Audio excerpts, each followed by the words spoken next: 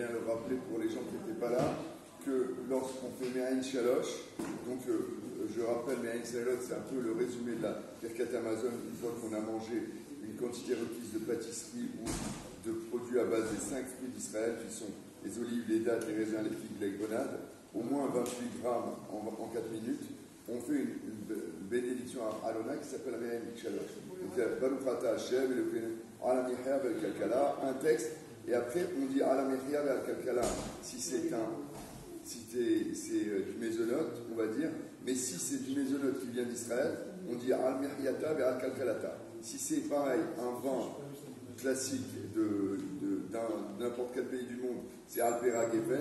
Si c'est un vin d'Eretz d'Israël, c'est à Peri à Gefna. Et si c'est les 5 fruits d'Israël, et je les répète, qui viennent d'Israël, c'est-à-dire c'est des olives d'Israël, des dattes d'Israël, des raisins d'Israël, des figues d'Israël, des grenades d'Israël, on dit, oui, qui viennent d'Israël.